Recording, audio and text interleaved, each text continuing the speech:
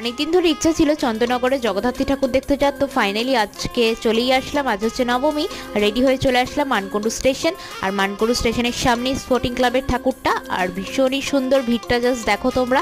আর প্যান্ডেলটা তো অসাধারণ করেছে, কলকাতার একটা প্যান্ডেল এখানে আনা হয়েছে, তো দারুণই সুন্দর। আর জগদ্ধাত্রী মায়ের মূর্তিটা তো জাস্ট ভীষণই সুন্দর ডাকের সাজে। আর চন্দননগরের একটা স্পেশালিটি হচ্ছে ডাকের সাজে ঠাকুর।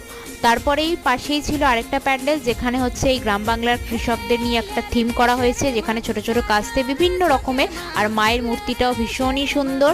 আর সবচেয়ে ভালো লাগে চন্দননগরের এই জগদ্ধাত্রী মায়ের মূর্তিতে ডাকের সাজটা দেখতে দারুণ সুন্দর লাগে। আর লাইটিং তো চন্দননগরের কোনো কথাই হবে না, তোমরা দেখে নাও। আর কালকে পজিশন যেহেতু, সেই জন্য লাইটিং অলরেডি কিন্তু রাস্তায় দেওয়া আরম্ভ হয়ে গেছে।